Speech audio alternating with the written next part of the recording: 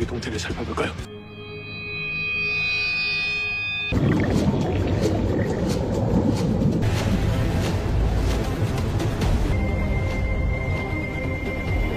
겁나면 다른 은신처로 도망가봐. 또 죽이러 와보라고! 가보겠습니다.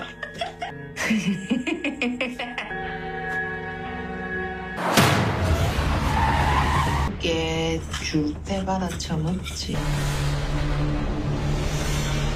그건 뭡니까? 팀장님! It's me!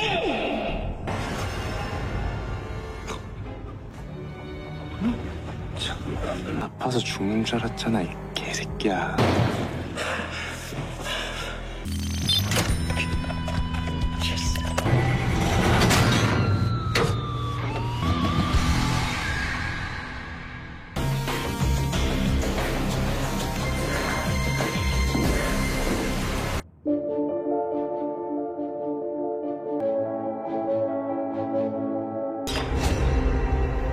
해치지 않는다고 말씀드렸습니다. 기호팀 파일만 뺏어 나오지 그랬어요. 내 옆에 붙어 있었던 거잖아요.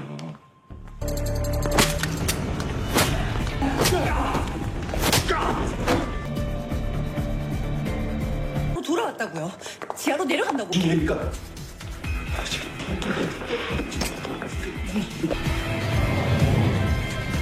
이게 뭐가 있으려고요? 생각해보니까 말이야.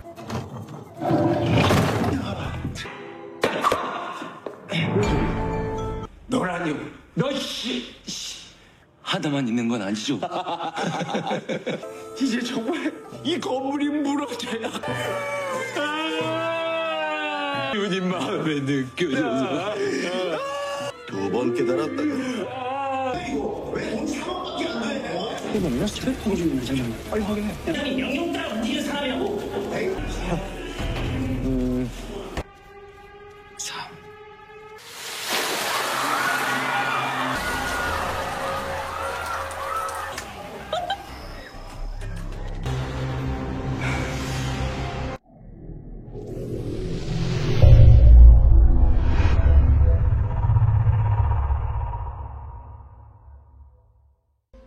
Semua orang sangat terkejut melihat apa yang sudah terjadi.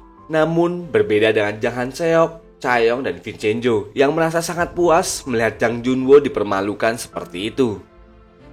Saat Jang Junwo hendak pergi, dia dicegat oleh orang kejaksaan yang akan menangkapnya karena bukti yang sudah diperlihatkannya tadi.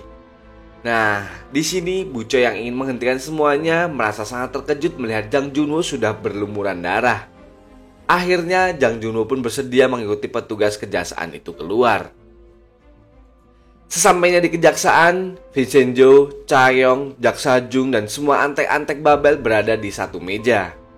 Mereka membicarakan semua tuduhan yang dilayangkan kepada Jang Junwo sampai akhirnya Vincenzo menunjukkan sebuah bukti rekaman seorang sopir Wusang yang telah mengaku bahwa dia adalah orang suruhan dari Wusang. Hal itu tentu saja membuat Buco tak bisa berbuat apa-apa. 음주운전으로 사망하게 한 진실을 말해봐요. 일치사로 금방 나올 수 있게 해준다고 했습니다. 변호사를 차로 치어 죽인 사람이 있었는데 마음대로 하세요. 우리 뭐 할 말이 없어. 이탈리아 마피아 쓰레기. 난 쓰레기 치우는 쓰레기야. Akhirnya Vincenzo dan Chae-young pun langsung pulang karena menganggap ini semua sudah selesai. Tapi ternyata di dalam ruangan Jaksa Jung dikejutkan dengan datangnya Jaksa Huang yang memberi perintah untuk membebaskan Jang Junwo karena bukti yang diberikan hanya mengada-ngada. Alhasil Jang Junwo terbebas dari dakwaan. Sesampainya di Cipuragi, mereka berdua menemui Nam Jo-sung yang telah selesai mencari data perusahaan cangkang atau perusahaan fiktif milik Babel.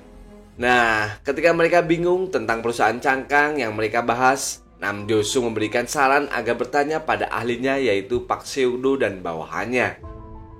Karena pada faktanya mereka pernah bekerja di bawah naungan dari Babel. Dan pada akhirnya Pak Seo-do dan kedua bawahannya pun setuju untuk membantu Vincenzo mencari keberadaan perusahaan cangkang milik Babel tersebut.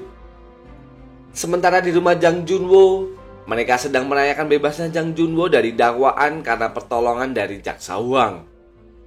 Ketika Jang Han Seok keluar bersama Pak Han, dia berencana akan meminta bantuan pada Vincenzo dan ingin bertemu langsung dengannya. Hal itu disambut baik oleh Pak Han dan siap untuk menghubungi Vincenzo secara langsung. Sementara itu, Vincenzo menemui Jak Sa-jung untuk membahas kegagalan Jak Sa-jung menangkap Jang Junwoo. Di tengah pembahasan itu, Jak Sa-jung mengingat sesuatu ketika dia menemui Pak Cho, dan ternyata orang yang kembali bertemu dengan Pak Cho di sebuah kedai adalah Jak Sa-jung yang menanyakan keberadaan file guillotine. Jak Sa-jung berharap jika file itu segera ditemukan agar semua oknum petinggi Korea bisa diringkus dan diadili secepatnya. Keesokan harinya, Park Seo-do akhirnya menjelaskan perusahaan cangkang milik Babel kepada semua tim Jipuragi. Perusahaan cangkang sendiri sama saja dengan perusahaan fiktif yang terdaftar di badan hukum, namun perusahaannya tidak ada dan digunakan untuk mencuci uang. Ketika ingin mengetahui di mana perusahaan cangkang itu berada, Park Seo-do memberitahukan bahwa Pak Na, mantan atasannya, pasti tahu keberadaannya. Dan Pak Na yang saat ini sudah menjadi seorang penyanyi langsung didatangi oleh Vincenzo dan Cha-young di tempat kerjanya. Mereka pun mulai membahas tentang perusahaan cangkang itu. Pak Na mulai menjelaskan jika perusahaan cangkang yang selama ini dilindungi Babel berupa galeri seni Ragusang. Jadi, tempat pencucian uang itu dikemas sebagai sebuah galeri. Dengan sangat jelas dan detail, Pak Na menjelaskan semua bagian-bagian dari galeri itu termasuk keamanan yang ada di sana. Setelah itu, Vincenzo dan Cha-young berkunjung ke rumah sakit untuk menjenguk Bu Oh yang mulai agak membaik. Di sana, Vincenzo menerima telepon dari Pak Han yang mengajaknya untuk segera bertemu. Pada akhirnya, sampailah pertemuan antara Vincenzo, Jang Han-seok, dan Pak Han di sebuah bar. Jang Han-seok langsung to the point jika dia ingin bekerja sama dengan Vincenzo untuk mengalahkan Jang Junwoo dan membunuhnya. Dengan santainya, Vincenzo langsung menolak tawaran itu karena faktanya Vincenzo mempunyai sebuah prinsip, yaitu tidak akan mengkhianati keluarga. Hal itu sontak langsung membuat Jang Han-seok semakin kagum kepada sang mafia Italia tersebut. Di Plaza Geumga, seluruh penghuni sedang menunggu orang yang dimintai tolong oleh Park Seo-do untuk membantu mereka mencarikan emas. Namun yang datang tidak sesuai ekspektasi karena kenalannya itu sekarang sudah beralih profesi sebagai pencari anjing yang hilang. Kejadian itu ternyata diketahui oleh Vincenzo dan Cha-young yang membuat para penghuni pun merasa sangat bersalah dan takut. Vincenzo pun sangat kecewa dengan semua penghuni plaza lalu pergi meninggalkan mereka semua. Ketika sudah keluar, mereka bertiga pun tertawa karena berhasil membuat para penghuni merasa sangat bersalah. Di saat yang bersamaan, mereka bertiga dikejutkan oleh Seomiri yang mengatakan jika dia mengetahui ruang rahasia yang ada di dalam basement plaza. Akhirnya mereka semua membahasnya di Jipuragi dan di sini terkuaklah sebuah fakta jika Seomiri merupakan orang yang membuat sistem keamanan dan juga program iris mata di pintu berangkas ruang rahasia tersebut. Vincenzo masih belum percaya karena semua yang berhubungan dengan ruang rahasia dan emas itu sudah dibunuh oleh Hwang Shaolin. Tapi ternyata Seomiri mengoperasikan semua sistem keamanan itu dari jarak jauh dan tidak ada orang yang tahu identitasnya sampai saat ini. Hal itu sontak saja membuat Vincenzo pun merasa lega dan meminta agar Seomiri tetap merasakan semua itu. 잠시만. 그렇다고 잘못 건드리면 건물 무너지는 거고요. 건물 안 무너지게 하고 열 수 있어요. 비밀 보장 확실하게 하고요. 네. 원장님. Di sini mereka semua pun sepakat akan mengeluarkan emas-emas itu dan membaginya secara merata. Ketika berada di rumahnya, Vincenzo dikunjungi oleh Tak Hong-sik dan Bu Kwak yang memberikan surat permohonan maaf dari semua penghuni Plaza Geumga. Semua penghuni juga berjanji akan mengikuti semua apa yang dikatakan oleh Vincenzo serta mempercayai Vincenzo sepenuhnya. Sementara di Wusang, Bu Choi berhasil menghubungi seseorang yang tak lain adalah Paulo, anak dari bos besar keluarga Kasano yang selalu iri dengan Vincenzo dan berniat akan membunuhnya. Setelah itu, Bu Choi menghubungi Jang Junwoo dan mengatakan jika dia akan membunuh Vincenzo tapi melalui orang lain. Setelah Vincenzo dan penghuni plaza berdamai, mereka pun merencanakan untuk segera menggulingkan Babel Group. Dimulai dari galeri Ragusa yang saat ini sedang mereka selidiki. Dan ketika mereka berdua sedang melihat-lihat di galeri tersebut, mereka pun mengetahui jika galeri itu bisa dipesan secara pribadi. Vincenzo dan Cha-young pun meminta bantuan kepada Seomiri yang lalu meretas semua orang yang akan menyewa tempat tersebut lalu menggantinya dengan Vincenzo dan Cha-young. 장치를 설치하고 근거리에서 제가 직접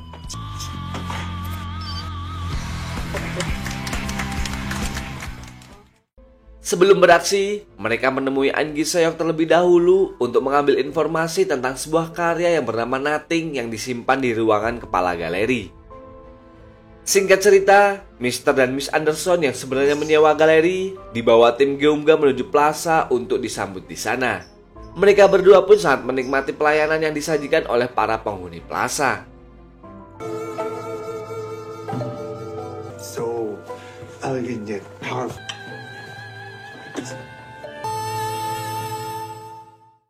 Sementara di galeri Ragusang, Vincenzo dan Chaeyoung sudah disambut oleh kepala galeri dan diajak berkeliling sampai tiba di suatu lukisan yang bermakna tentang cinta.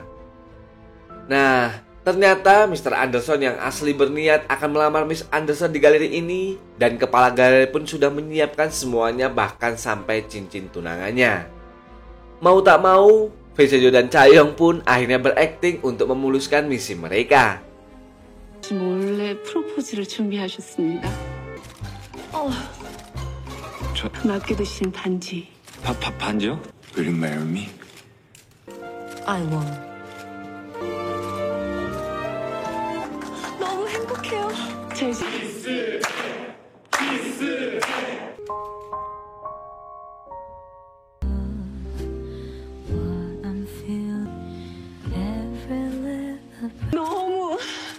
너무 아름다워요. Will you marry me? Yes.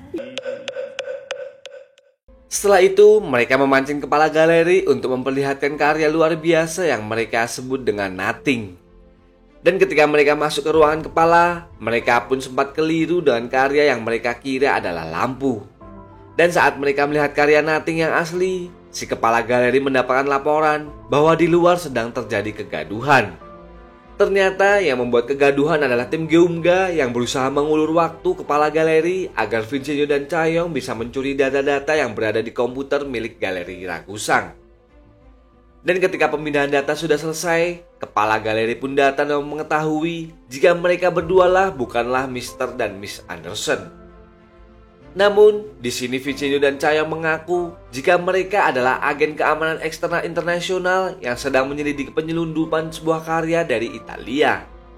Ditambah lagi, datangnya An Gi-seok sebagai orang dari Badan Intelijen Negara membuat si kepala galeri pun tak bisa berbuat apa-apa. Dan pada akhirnya, misi pun berhasil dengan sukses berkat kerjasama yang rapi dari semua tim Geumga.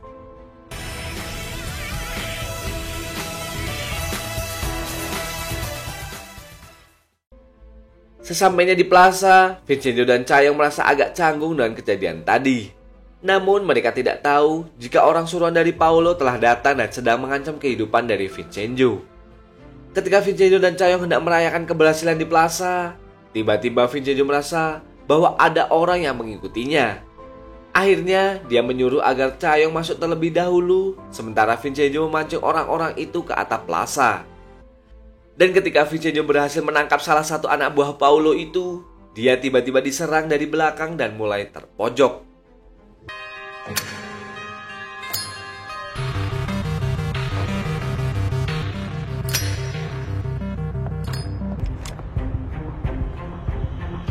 Via Amanda di Paolo.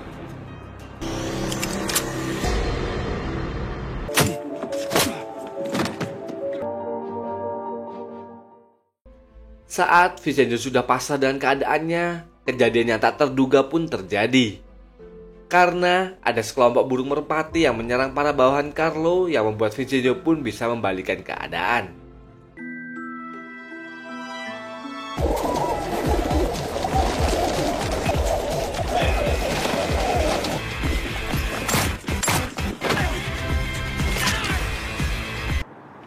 인자기?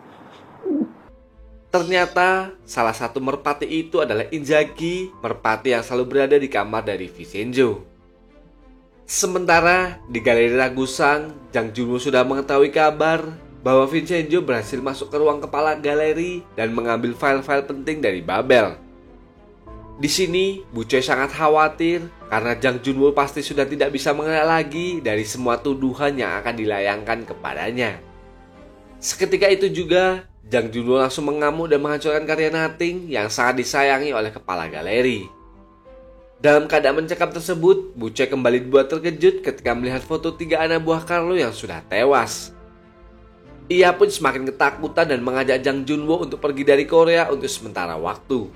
Ketika mereka akan meninggalkan galeri, Jang Junwo dicegat oleh kejaksaan yang dipimpin oleh Jaksa Jung. Jaksa Jung sangat senang karena akhirnya dia bisa menangkap pemimpin dari Babel yang selalu bisa lolos dari gugatan. Sementara itu, di rumah Vincenzo, tepatnya di kamar tidurnya, Vincenzo kembali menemui Inzaghi dan memberinya makan lalu berterima kasih kepadanya. 정말로 은행 아픈 거야? 무슨 비둘기가 사람을 구한다고? Keesokan harinya, di Plaza Geumga semua penghuni sangat menantikan jumpa pers yang akan dilakukan oleh Jaksa Jung In-ko. Dan ketika Jaksa Jung memulai persnya, seluruh penghuni merasa terkejut karena ternyata Jaksa Jung mengkhianati mereka semua. Dan dia malah meminta maaf karena semua investigasi yang selama ini dia lakukan merugikan semua pihak, khususnya grup Babel. Alhasil, semua dakwaan kepada grup Babel pun dicabut dan Jaksa Jung tidak akan melakukan investigasi lagi. Dengan penuh amarah, Cha-yong pun bergegas menuju Jaksa Jung, tapi untungnya Vincenzo mencegahnya. Vincenzo mengatakan jika dialah yang akan memberi Jaksa Jung In-ko pelajaran karena semua tidak akan selesai jika dihadapi dengan emosi dan kemarahan. Sementara itu di Wusang, Bu Choi merasa di atas angin karena Jaksa Jung yang selama ini paling menantang Babel akhirnya bisa dijinakan. Begitu juga dengan Jang Junwo yang merasa senang dengan keputusan dari Jaksa Jung In-ko itu. Setelah selesai konferensi pers, Jaksa Jung menemui Jaksa Huang untuk meminta pengawal di setiap kegiatannya karena dia tahu pasti setelah ini Vincenzo akan mengancam kehidupannya. Sesaat itu juga, Jaksa Jung juga mengingat apa yang dia bicarakan dengan Jang Junwo saat malam penangkapan itu. Ternyata mereka berdua melakukan sebuah negosiasi. Jaksa Jung meminta imbalan. Jika Jang Junwo bebas, maka dia harus mendapatkan sebuah jabatan sebagai kepala kejaksaan nantinya. Di sisi lain, Cha-yong memberikan sebuah bingkisan kepada Vincenzo berupa tas dan menyuruhnya untuk memberikannya kepada Bu Oh. Karena Cha-yong tidak ingin melihat Vincenzo menyesal seumur hidup seperti apa yang dia rasakan saat kehilangan ayahnya. Kemudian mereka pun mengunjungi Bu Oh dan memberikan tas itu padanya. Sebelum mereka pulang, mereka mendapatkan kabar baik karena di sini Bu Oh mau untuk melakukan sidang ulang atas tuduhan yang dilayangkan kepadanya. Malam harinya, di kediaman Jaksa Jung, dia dibuat terkejut ketika melihat pengawalnya yang terikat di dalam mobil. Kemudian, sopir yang mengantarnya juga dibuat tak berkutik oleh kedua anak buah dari Vincenzo. Seketika itu juga, Jaksa Jung langsung masuk ke rumah untuk mengecek keluarganya. Ternyata di sana sudah ada Vincenzo yang sedang mengobrol dengan keluarga Jaksa Jung. Setelah itu, mereka berdua berbicara empat mata di luar. Di sini Jaksa Jung minta pengampunan bagi keluarganya, tapi dengan santainya Vincenzo mengatakan jika dia tidak akan membunuh Jaksa Jung sekarang juga. 스파게티 너무 맛있었어. 아빠 아직 식사를 못 하셨나 보다. 살려주십시오. 그때 널 죽일 거야.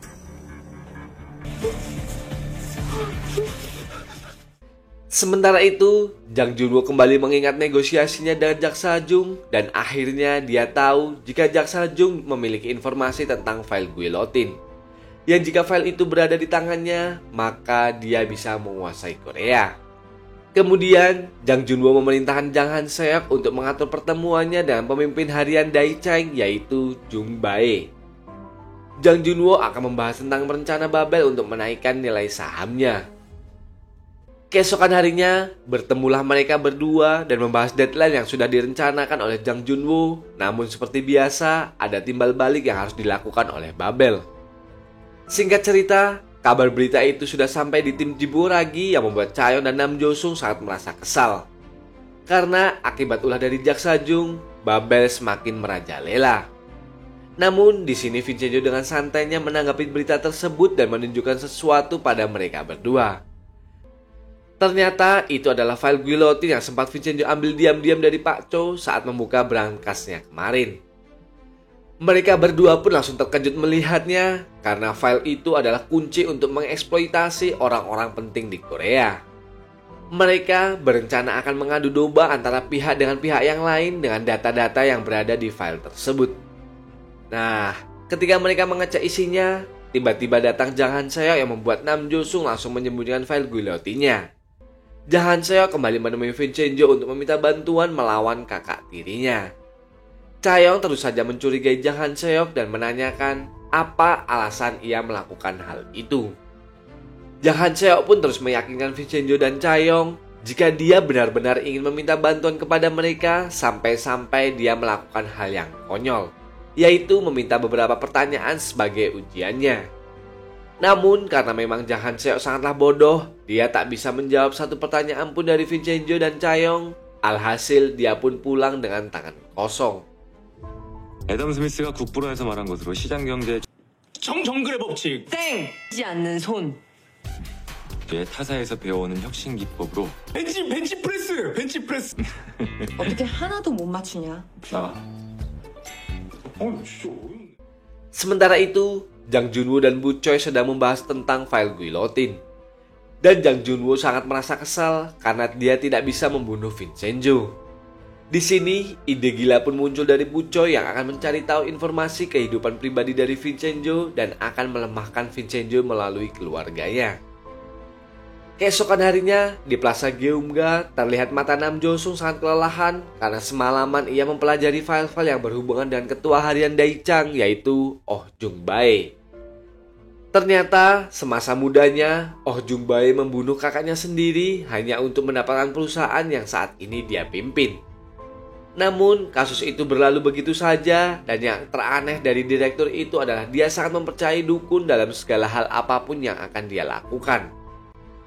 Dan akhirnya dieksekusilah dukun langganan itu oleh tim Geumga. Dukun itu dipaksa agar tidak lagi membantu Jung-bae. 역시 대창해 보신 문제가 제일 불에 잘 다 죽는다는 사실을 알까요? 근데 고객들은 알까요? 이 친구 다리 좀 다녀요. 머리부터 뭐예요? 머리부터? 불 붙었어요. Kemudian di Plaza, An Gi-seok mengadakan pemilihan peran menjadi seorang dukun untuk memberi pelajaran pada Oh Jung-bae. Dan yang terpilih adalah Vincenzo Casano. Akhirnya, ketika Jung-bae membutuhkan bantuan, dukun itu menolaknya. Dan kemudian dukun itu merekomendasikan Jung-bae agar ke dukun Plaza Geumga. Di Plaza, semua penghuni sudah siap dengan semua perannya masing-masing. Dan ketika Jung-bae masuk, ia langsung disambut oleh Vincenzo, Nam Jo-sung, dan Chae-young yang sangat mendalami perannya. Di dalam, Vincenzo memulai aksinya dengan berpura-pura dirasuki oleh arwah dari kakak Jung-bae. Dengan semua pernyataan yang dilontarkan Vincenzo tentang masa lalunya, akhirnya Jung-bae pun mempercayai jika itu memanglah kakaknya. Vincenzo memberikan saran, jika Jung-bae ingin selamat, maka dia harus memutuskan hubungan dengan Babel. Walaupun sulit, tapi itulah yang harus Jung-bae lakukan agar terlepas dari kesialan. 나 형이야 정부. 어떻게 형이?